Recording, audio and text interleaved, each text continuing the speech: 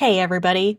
Coming up in this episode, we have OpenAI is changing how we do AI chats and adding voice into the mix. The browser company shares the real reason it stopped developing Arc. Cursor's agent is leveling up with the release of 1.0. And React Router is getting an open governance model. We have a lot to talk about, so let's get into it.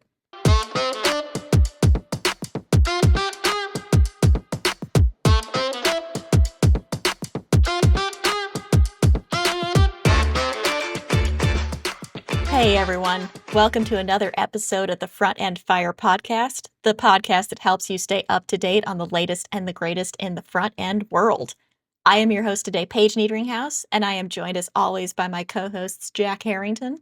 Heyo! And TJ Van Tol. Hey everybody. And we have a lot to talk about in terms of news this week, so let's get to it.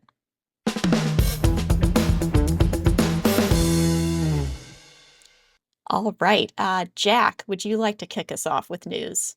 Yeah, sure. So OpenAI is back in the news. They were just at a conference, I think, down in San Francisco. I'm not sure.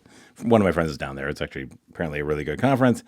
And they released this new Agents API for TypeScript. This is really cool. And it included voice. And I'm a sucker for anything that is voice enabled. I don't know why. So... I hear about this and then I jump on it. And I'm like, okay, this is great. So the idea is that there's a SDK that you have on the client, web client, and you somehow get a token. That's the only real technical thing here is that you got to use your OpenAI key to then request a token. You can then go and essentially instantiate a client or an agent on the client, and you can start doing a full chat with it. Like just off the client to OpenAI API direct or OpenAI direct. And it's really cool. It does all the voice stuff over WebRTC. So you actually get like a voice agent that you can talk to, which is great. It even does tools and stuff. So if you want to do that kind of retrieval augmented generation or have it, actually do stuff as an agent does, you can either have client-side tools, or if you have like server functions, you can give it server-side tools by just like giving it, hey, I'm going to call the server when you ask me to, that sort of thing. Anyway, I experimented with it on our TanStack TanChat example, which has like a guitar e-commerce site. And it's really cool. You can bring up the assistant, have a chat with it about what kind of guitar you want. It actually shows you the guitars. It'll like navigate to the page for you because it can actually do that stuff on the client. And it's really cool. And it's actually, when you think about how we've been doing AI chat for, I guess, 2 years now since like ChatGPT came out, we've always had this kind of streaming flow with it, proxying through the server. So they're just completely overhauling that and making it much, much easier to integrate AI chat into your application. Wow. Yeah, it's really cool. I'm excited. What is the pricing of this like? Or I think this is still a beta feature, so is this like free to try? Free is it for expensive? now. We don't know yet. I don't know. I use the heck out of it. I'm hoping I don't get a big bill. Well, we'll cover that in the next episode. Yeah, exactly. I'll take a look and see Yeah. what my pricing is. Yeah, I only looked at the docs. I didn't look at the pricing or anything. I'm terrible that way. Who knows? Probably. So how was it actually integrating it into your existing application, your TanStack app? Yeah, really easy. Like they only had one little gotcha when it came to they had some dependency on process, and so I ended up having to do a little bit of code to make sure that didn't blow up. But once that was the case, and then it was super easy to integrate. You basically just create this thing, give it the token that you got back, and then you can basically just say, okay, start our session, and that request the microphone, and you can start talking to it. And if you just leave it with as is, it's just a helpful agent, and you can have a chat with whatever you're doing. I think I was watching as I was working on this, I was watching a movie about Harriet Tubman, and so we got in a long conversation about Harriet Tubman, and that was actually kind of fun. As you do. As you do. And then I'm like, okay, well, stop that. Now I'm going to go and give you my guitar data, and we'll talk guitars. Yeah, I was going to say, presumably if you're going to use this in production, you use the tools that are built into this so that you can tailor this and you're not just adding like a portal generic to ChatGPT on your own site. Yeah, you want to teach it about you get the guitars system, or whatever. Yeah. right? You get the system prompt, and you can constrain it. And it even has, I think, support for guardrails, I guess, which are that you can basically go and look for things coming back that you're no, don't do that, kind of Yeah. thing. Yeah, I've been learning a little bit more about guardrails recently, and Hmm. basically or it can be a second LLM that sits on top of your actual one that's doing the work, and it's there just to filter out, requests that are malicious or could, expose sensitive data, let you alter databases in the real LLM. Yeah, I mean, if anybody can prompt it, they will try and break it. So yeah, guardrails are one of those newer ways to kind of safeguard your actual data and LLM processes from being hacked. They did have an interesting thing along this line of like a handoff system where you Hmm. could have, for example, like let's say you're doing an e-commerce site and you have an agent that is about like helping you search for the product that you want. And then once you've found it, then it could hand it off to an agent that is specific to cart and checkout and all that and has a different set of tools and a different kind of personality or Hmm. whatever. So that's kind of interesting. I hadn't seen that one before. Yeah, there's a lot of interesting concepts in here. Yeah, the multimodal agents are becoming a really popular, I think, way to do the implementation. And I've seen some of it because I remember Google had a little agentic web demo that they did with Google Flights at their Google I/O conference a couple weeks ago, and it was just a 15-minute demo, but it was one of the developers speaking into a microphone, and there was a Google Flights page pulled up, and it was going out and fetching data from, essentially an airline database, Yeah. which would be the real thing in production, but this was Hmm. a hard-coded one. But he was able to just say, I want to go with my friend to Tokyo in spring. And it was able to, figure out how long that span of days was and a good time to go and what the prices were. I mean, it's impressive. It's wow. Yeah.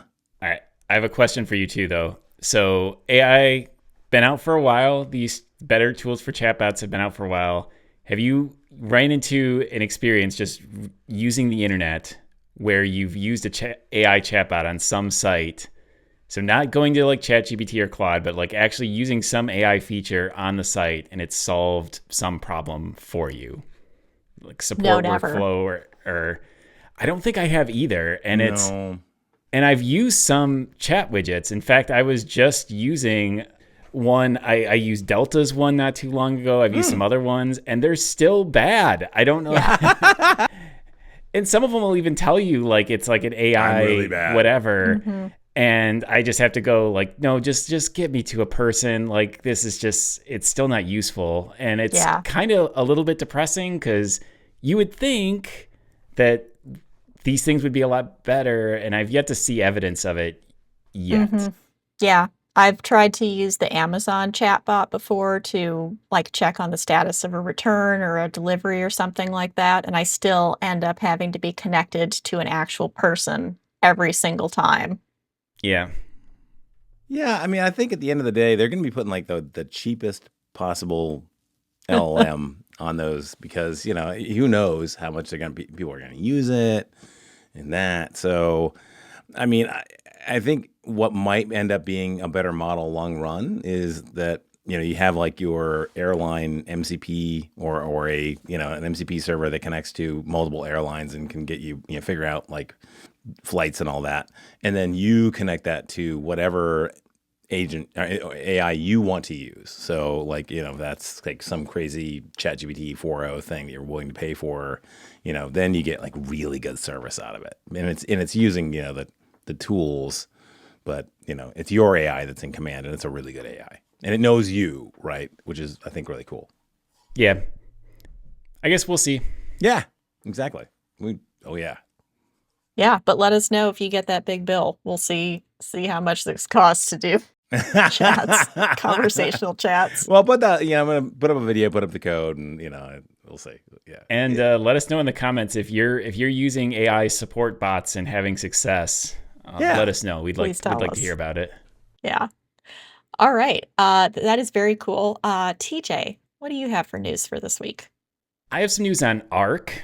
So Arc is a browser that was developed by the browser company. So company that started in 2019. They released this browser called Arc in 2022, and it was pretty successful, honestly. It had a cult following. Jack, are you still an Arc I use it user? every day. Yeah, I don't know what else to use. I mean, I've asked around, and there's nothing that really does it. Yeah. Can I ask what are like the key features of Arc for you? Like why? What keeps you using Arc? Well, it's got this like sidebar that has like grouped kind of sets of tabs and stuff, and those are persisted. You can have multiple profiles. So I've got like one tab that's, well, for Riverside for what we do here. I've got another tab that has like the Google TV stuff that I have to have it on a different account because whatever, it's the usual like weirdness. That's on a different profile, so I can watch like YouTube TV on it. Like, and then it's just really nice, and it's like you get different colors for stuff. I don't know. It just kind of works for me, and I've tried other solutions, but like, So unfortunately, I have some bad news. No. Well, last year the browser company announced that they were working on a second browser called Dia, and it's news we covered on this show. It's a browser that is very AI focused. Supposedly, it's not out or anything, but people were already speculating at the time. It's like, why are you building a second browser? Why wouldn't you just build this into Arc? And this week, their CEO, Josh Miller, posted a blog post that kind of spelled this all out. He first and foremost, they are not developing Arc anymore. So Arc is now in, I guess, maintenance mode. They said they'll push out things like security fixes or whatever, but there's no new feature development or active development going on with Arc. They're focusing all their energy into Dia at this point. This blog post, they go through their reasoning for it. It is quite long. They go through things like saying their metrics were more like a highly specialized professional tool, like a video editor, than a mass market consumer product. Saying people didn't use all of Arc's features; they were just using things here or there. That's true. So it's just got like a number of these like sort of like one-off features that a lot of people use and a lot of people don't. They say the reason they're building Dia from scratch and not integrating it into Arc is because Arc has all of this stuff that it's kind of bloated, and they wanted to start fresh from a blank slate.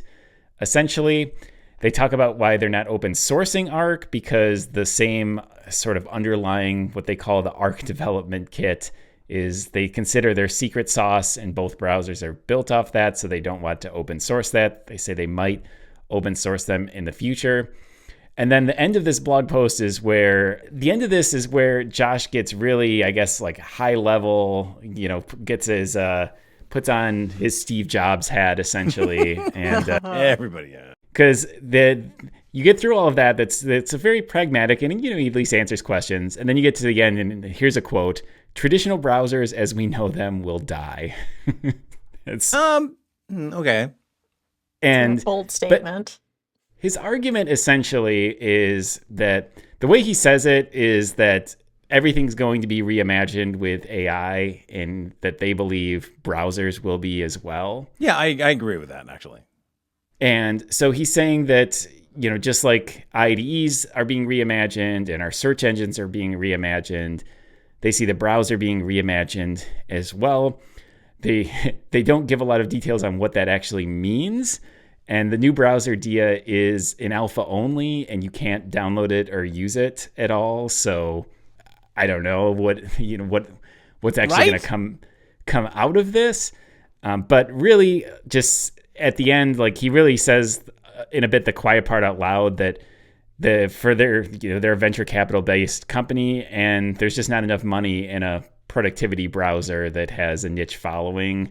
Mm-hmm. And they see an AI browser as having the potential because, OpenAI paid a fortune for Windsurf when it's just a little bit of something on top of VS Code.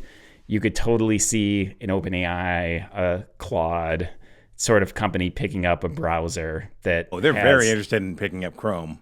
Yes. Very interested. Yeah. Mm-hmm. So if they came up with some interesting AI-based features and built that on top of a browser, it is an interesting idea. So I don't know. It's an interesting read. It's in the show notes if you want to read through it. But essentially, RIP to Arc, and we'll see what happens with Dia. Yeah. I don't know. I mean, I think they're wading into a very crowded field. I think a lot of, and not necessarily in that they're going to build an entirely new browser, but that they're going to build an AI agentic browser because Google is doing this, Manus is doing this, everybody is doing this. So I don't know. That Arc may have been more niche, but at least they kind of owned that space. This one, they're going to have a lot of competition to stand out and be different or be better some way. Well, I just don't know what an AI browser even means. And until I have somewhat of an idea of what that entails, I'm going to be very skeptical. And because I don't know, I will give them that there might be some AI forward browser idea that is really cool and really revolutionary. I just cannot visualize what that actually entails in any way. And so I just need a picture painted for me or something I can download and at least try out. Yeah. I don't think anybody knows yet. Really. Let's be honest. Yeah. Yeah, depending on which AI visionary you're listening to, it could be it's the new wearable. It's in your pocket. It's on your face. It's not in a laptop at all. It just depends who you're talking to on any given day. All right. Well, we're going to continue talking about AI because that seems to be the thing for this week's episode. Cursor has just released their version 1.0. So Cursor is another one of our AI-enabled competitor IDEs to VS Code and Windsurf. And V1.0 includes things like the bug bot, which will automatically review your PRs and catch potential bugs and issues, and then have a fix in Cursor button that will actually take you back from GitHub to your PR in your browser, or sorry, in your IDE, and do a pre-filled prompt to help it fix the code, which is pretty cool. Yeah, I want to try this. It's an interesting idea.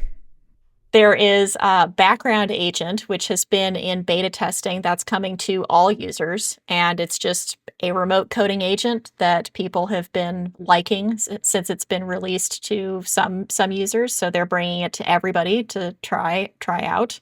Background coding mean like Claude Code style, where it just is kind of asynchronously doing something, or?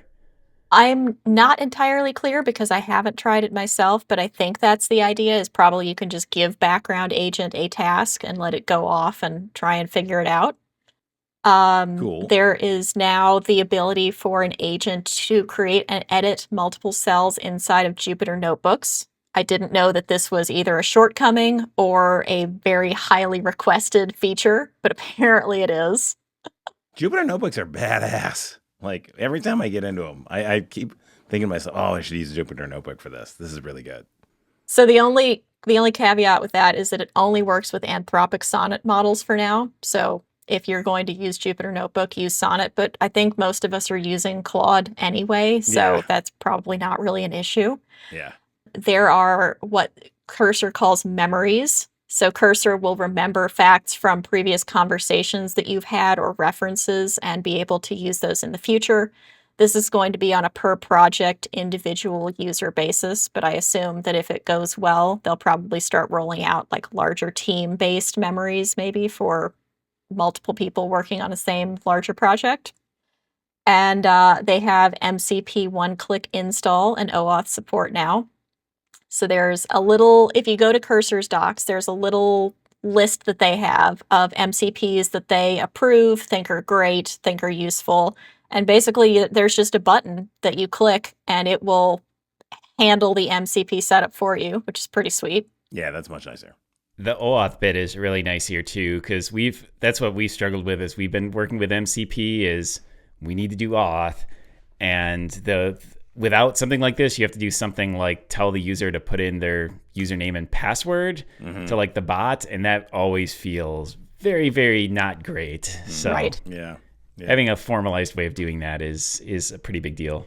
Yeah. Yeah. So if you have an MCP server and you want Cursor to use it, promote it, you can actually submit it to them for, approval, or at least review and approval, and get on their docs. So there's ones like Figma and GitHub and some Notion, some really big ones, Jira, things like that you would typically think of. They're already there. Yeah, and they talk here too. If you're an MCP developer, they've got this add to cursor button that you could add to your docs and README, and that's super smart from them. Just like having a one-click way of doing it is really cool. Yeah. And then the last thing that they called out in their change notes was that they can do visualizations inside of a conversation. So if you like markdown tables or you like mermaid diagrams, which we've talked about previously, now you can actually see those in your conversation with Cursor. It doesn't just like generate random stuff that you then have to paste into an IDE to visualize, which is pretty sweet. Boy, they stacked up a lot on 1.0. Yeah. Like, wow. Okay. Yeah. Like a lot of stuff. Kind of slow roll all these features there, I mean, geez. I looked up background agents too. Background agents they say it clones your repo from GitHub, and then the agent does its work on a separate branch and then pushes it to your repo to make it easy for you to take over from there. And you just need to grant read-write privileges to your repo. And they say in the future they'll support other providers as well, because it's GitHub only right now. But it is like Codex, Claude Code, some of these other things where it's just, I think a lot of these companies envision the future is going to be us just talking to all these agents, just like kicking off agents all the time to be doing stuff. And we'll just be kind of in mission control, seeing what these agents came up with. Right? Yeah. I don't know if Agent I quite Wrangler.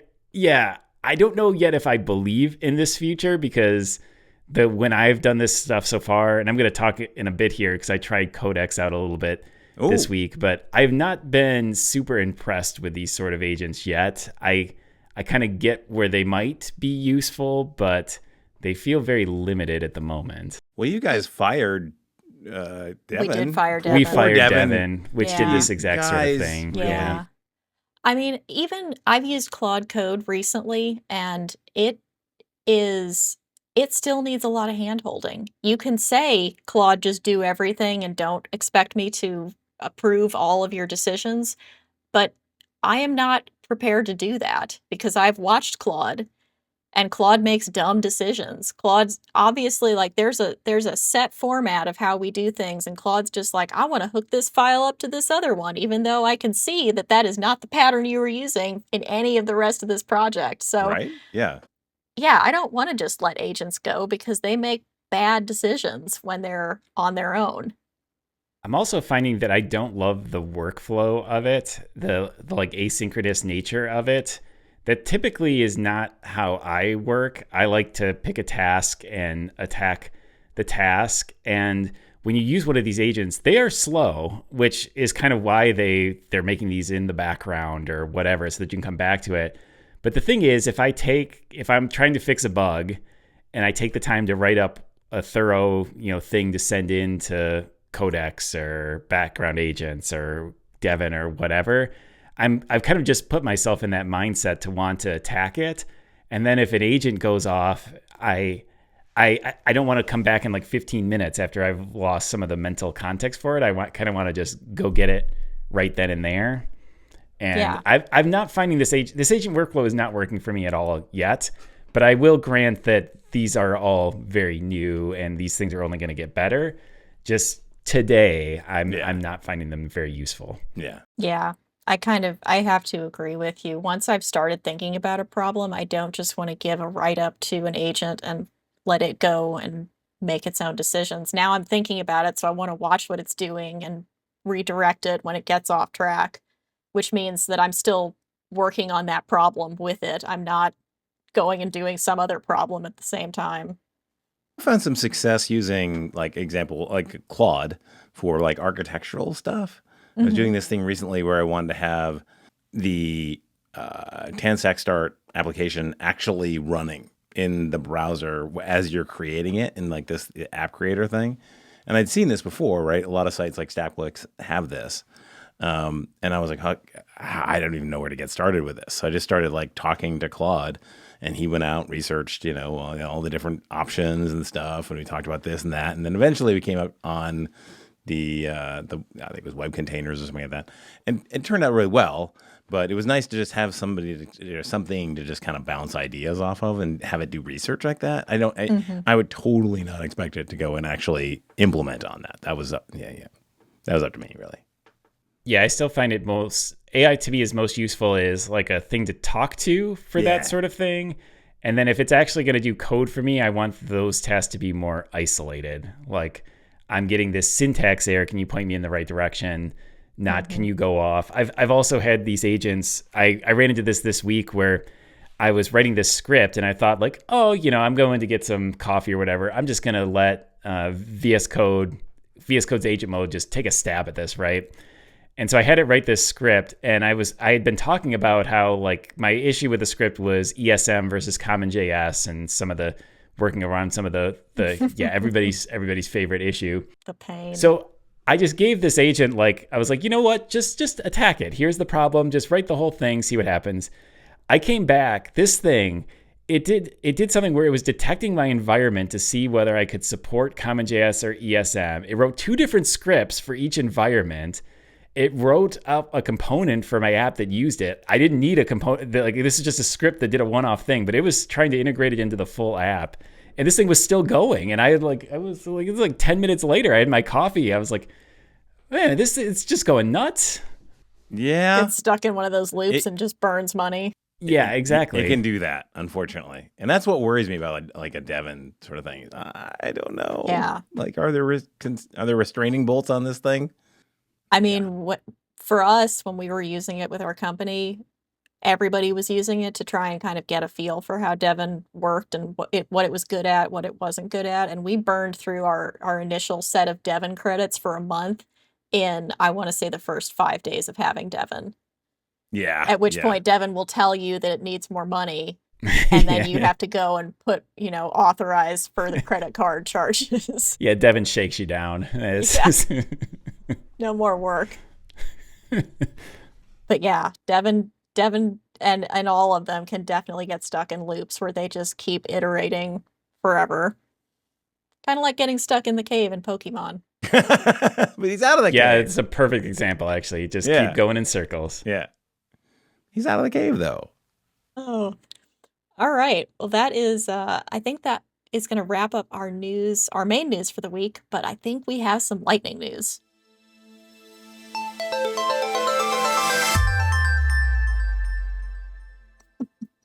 All right. Who wants to start our lightning news? I can start it. I just have a quick one that Codex, so this is the OpenAI tool, that their agent tool, because everybody's got one. There's some news this week that Codex now has access to the internet, which previously they had not allowed their agents to hit the internet because it opens up potential prompt injection, some other stuff as well. But you can opt into it in Codex, which is not that big of news, but it prompted me to just try Codex for the first time. So I just thought I'd report back that I was not all that impressed with Codex when I tried it out. Its UI was kind of slick. So there's actually a link to Codex in chatgpt.com now. If you notice in the left sidebar, there's a link to Codex. So they're trying to push this pretty heavily. And the way it works is you can connect it to GitHub. So you give it a list to your repositories. And then once it knows about your project, so you can scope it. I just gave it one of my little Pokemon apps and said, here you go. And then it's another one of these agentic tools. So you just tell it, in my case, I've got a couple things I throw at this all the time. Like I'll tell it to redesign the app. I asked it to update my dependencies because this is it's an app that was on React 18. I was like, just update this to React 19 and just saw what it could do. It did not do great. It was slow. I mean, it technically opens pull requests, and then you can open the pull requests on GitHub, and that was kind of nice. But the design it just changed a few colors and it broke a few things. And then the React 19 thing, I just got some weird errors, and then I tried one round of feeding the errors back into it, And then the error did not go away after it thought, it thought for 5 minutes, updated the PR. It still didn't work. And I was like, okay, I'm not continuing to chase this. I'm done with it. Mm-hmm. So my initial, report from Codex is, Yeah.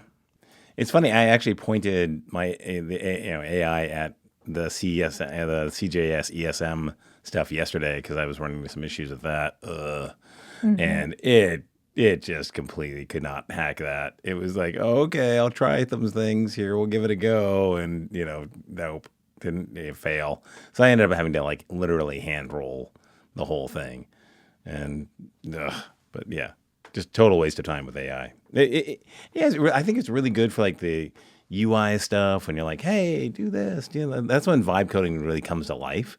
But if you have anything that's kind of like off the beaten trail, oof, man, it's got nothing.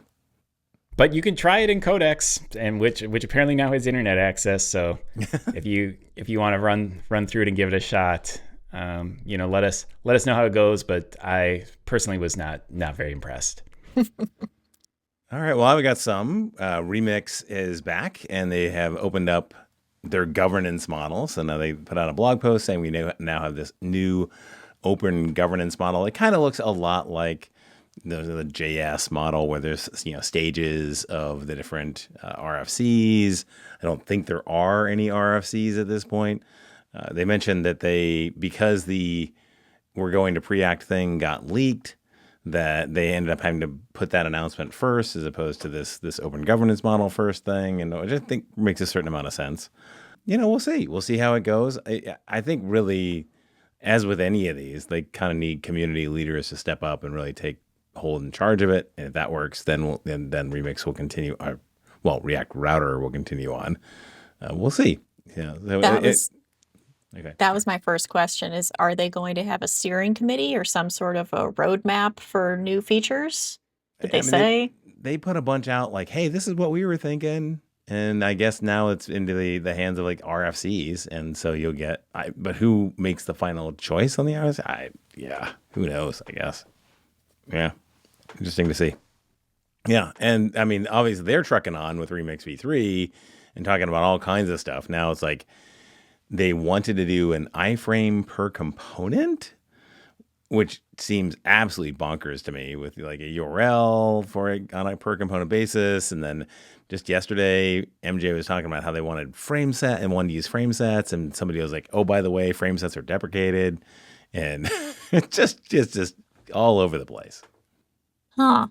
On the governance thing, I found a line in the blog post that basically says, there is a steering committee, but the steering committee is only members of the Remix team for now.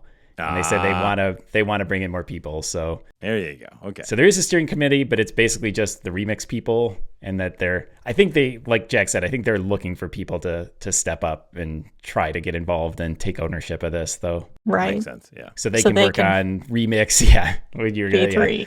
V3 iframe frame set madness. That's what they want to focus on. Yeah. I don't know. Every time there's new thoughts or things about Remix V3, I feel like I get squintier and squintier at the proposed ideas of like their viability and if this is a good direction to go in. I don't know. It just sounds a little bit further out every time they share more of their thoughts. Yeah, it's crazy. I don't know. But who knows? Those two are smart. They are successful. Obviously, they have built great frameworks in the past. So what do I know? I haven't done any of those things. All right. Any other bonus news for this week? Nope. All right. We have a fire starter. So let's talk about that. Woohoo!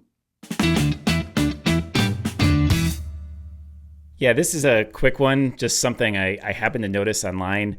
Did either of you know that console.log supports formatting strings?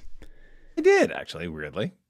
No, I don't think I did. Yeah. If you've so formatting strings are pretty common in a bunch of different programming languages. Like if you've used printf in C, that's probably one of the more common ones. You can typically do something like put a percent and then an identifier. So like %D is usually for number. and then you give it, so you'd say like console.log, and then %d in quotes, and then comma, and then you'd have some variable that would resolve to a number like age. And then when it would print out, that %d would be replaced with whatever that numeric value is. And for the longest time, this was just a way of doing formatting up strings and doing variable substitution. We don't use this very much anymore because we have the like backtick character in JavaScript. So I don't think there's much of a reason to do formatting strings in console.log, because you just would use the backtick string option. But I did learn that Node specifically supports a %j identifier, which is a shortcut to JSON.stringify. Oh. And that one I actually thought was pretty cool, because I log a JSON stringified value quite a bit. And this would be quite a bit less typing. So you could type console.log, %j in quotes, and then comma, and then whatever your object is that you wanted to stringify out to the log, which is really cool. Unfortunately, it is Node only. So if you try to do that in the browser, it does not work, which kind of sucks. Maybe the browsers will add this at some point, but if you're doing work in Node, just FYI that exists. And I don't know, it's just kind of an interesting FYI, but I don't see myself per se using this really. There's all kinds of cool stuff on console, actually. There's a console.table where you can actually give it like a table of stuff. I'm just looking over on MDN, and it's just amazing the amount of stuff in here. It's got like a dir, console.dir. You give it an object, and it gives you like whoa, okay. I've used console.dir in Node stuff actually before, because sometimes you're in a script, and Node is my go-to for like when I need like one-off scripts that deal with folders and files and such. So totally. So I've done it in that context before. Yeah, because I'm not writing that stuff in Bash. There's no way. No. Oh no. Yeah. Or Python. No, I just don't. I've never really gotten into Python. It's Node all the way for me. Yeah, there was some like Google project that they had that was like a little like adapter library that made it even easier to do shell scripting stuff in Node. It's kind of cool. Doesn't Bun support it? Shell scripting? I Bun thought that we've talked about that. They've got like a dollar thing. Yeah. Yeah. I really should. I'm just stuck in my ways. Like I learned how to do this with Node years ago, and so the barrier, it's kind of like people that learn how to do Bash scripts, they just write Bash scripts because that's just what they know, even though Bash scripts are horribly unreadable to anybody who doesn't know how to do Bash scripts. Like Yeah, you need comments on every line to tell you what this line is doing. Yeah. I like Bash scripts, actually. I use them. But see, that's a case in point. Like people who write Bash scripts like love Bash scripts because they're like the single most powerful thing that exists in the software development world. I swear, you can do so much in so few characters, but they're very hard if you did not go through the experience of writing them. They are very hard to follow. Yeah, and unless you write them regularly, you forget the syntax pretty much after you've written another one that works, or at least I do. So, yeah. That's what Claude Code is for. Exactly. That's what our buddy Claude is for. Claude knows. He always knows Bash. Yeah, exactly. I'll get some background agents on it right away. There you go. Oh, all right. That is very interesting. And actually, kind of an add-on to that, I saw maybe a month ago that Microsoft is trying to propose a new console formatting. And I think that the idea, and I don't remember exactly what the syntax was, but the idea is that you can put different types of formatted strings into your console messages, so they'll print out differently when you're looking at it in the browser tools. So you'd have like, I don't know, yellow warning messages or red error messages or something, but they're coming actually from your project and not from the browser itself. So it's a proposal at this point. Microsoft is trying to test the waters and see if people are interested, but it's kind of a cool idea. Might be useful. Still, the console is still my debugging tool of choice. Like, I know step debugging is out there, all these things. Totally. I can type console.log so fast. It's I know. Yeah. It's the best. All right. Let's talk about what is making us happy this week.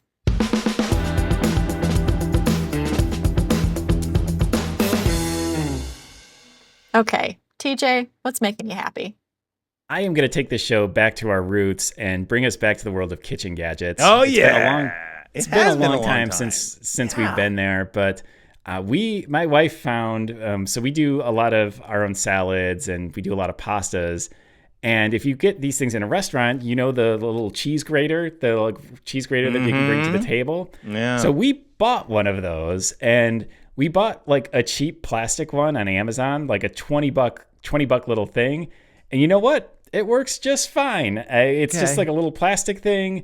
We put some Parmesan cheese in there, and you feel so sophisticated. You're getting out a salad or just a cheap little pasta, but man, you bust out that plastic cheese grater and you put some like freshly grated Parmesan on it. Man, you feel very fancy, and it tastes pretty good too. I mean, freshly grated cheese is nice, and it's just like a little $20 little thing. We'll just see how many times it goes through the wash before it just completely explodes. We've only been washing it by just like spraying it down with hot water because I think the thing will completely get destroyed in the dishwasher. Yeah, totally.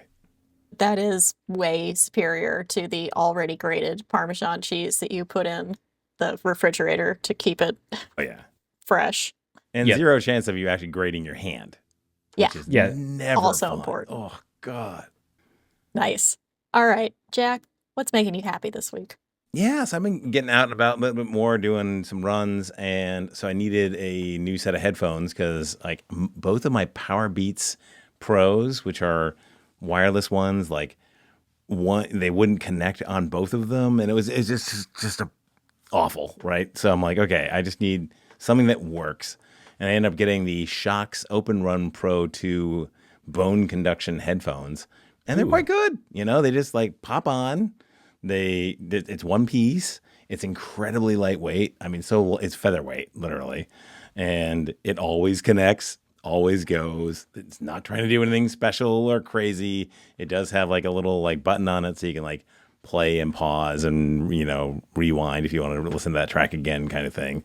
But otherwise, just pretty bare bones, but good and reliable, which I like. Those are the ones that actually kind of sit in front of your ears so you can actually hear other stuff, right? Yeah. They're not in your ears like AirPods or Beats. Yes. Yeah. And that's great too, because if you're running around, you don't really, you want to be able to hear cars and all that.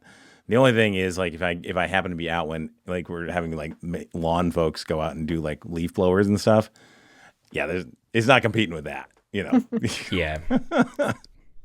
I still think the bone conduction thing is basically just magic. I've not owned any headphones that work that way, but I've tried a bunch of them on in stores, and every time I do it, I get a giant smile on my face because it's just like I can't understand how they're actually working. Like it doesn't make any scientific sense to me, but it's crazy how good it actually works. Mm-hmm. I think this one actually does like a combination of a little speaker and also the bone conduction stuff. I don't know. Whatever. It sounds fine to me. Yeah. Works well, connects, sounds exactly. good. Yeah. It's good enough More for the you run. need. That's all I care about. Nice. Okay, so my thing that's making me happy this week is the new season of Clarkson's Farm has just come out on Amazon. And I don't particularly like Jeremy Clarkson as a person because I know that he's kind of a diva and, has been not very nice or sane in a lot of instances, like to the press and to people that he works with and stuff like that. But he is very entertaining. And watching him not know how to do anything farm related on his farm in England, they really took this and made something amazingly entertaining out of it. So season 4 is out. There is more drama with other farmers. There's drama with the weather. There's drama with the local councils where he wants to like open pubs and do stuff that requires zoning and approval. And then there's animals and farming like with giant tractors. So I would definitely encourage you to watch it. I think you'll enjoy it. I think everybody would enjoy it, honestly. I will check it out. 4 seasons. Yeah, already. Yeah, I've never even heard of this show. Right? Yeah. Where'd that come from? Amazon. Yeah. Okay. It's got to be one of the cheaper ones that they actually do. I mean, it's not like It the probably War of the is. Rings or whatever it is. Oh, yeah. Well, I just heard that Wheel of Time got canceled for anybody who's been watching that on Amazon. I have no idea what's going on in that show. I'll be really honest with you. It happens. There's lots of stuff that happens, and I'm like, I don't know what happened there. Whatever. Well, the problem with that show is that, I mean, it's a 14 book series and a 14 beefy book series. Yes. And I don't know if they ever had an end game in mind for that, because there's just no reality where they get through all of those books. So I like the books. The books get very, well, okay, I like the initial books, and then they get very long-winded. And so the idea of a show was I really like the idea, but I just didn't see any reality where they actually, I'm surprised they got 3 seasons out of it. Yeah. Yeah. Yeah. I mean, if you've read Wheel of Time and you know people who have, the people who love it like to their bones. And I know Amazon wanted this to be their Game of Thrones, to be that competitor, but yeah, that is a really lofty goal to have, and it's going to cost a lot of money, and nobody's going to be happy with the adaptation, because everybody who loves the books really loves the books, and they're never going to adapt it well enough. This is where I get at where I don't know why we don't animate more shows. This should have been an animated series. Like, it's 14 seasons. You're never going to make them fast enough for your actors to just not age throughout it. The live action bit is hard because these are characters that essentially gain superpowers. So the budget, like Amazon's supposedly spent an absolute fortune on this. Well, when you have wizards and magic and wild characters, guess what? That stuff gets very expensive very quickly. It does, and there's so much of that on the screen. Oh my god, that was one of the things that, I mean, it visually just spectacular, but you're like, I don't know, I don't care. There was some like highly paid animators, some like suite of animators sitting on their like high-end Mac Pro whatever, like going pixel by pixel, making these scenes over, and I don't know why we're so opposed to just making these animated. It'd be so much more cost effective, and it honestly would be a better show. Whatever. Yeah. I'll just keep ranting. I mean, Disney has done a really great job with some of their animated series around Star Wars, and that's really the only way some of those could have gotten made, because they're so long or they're so involved.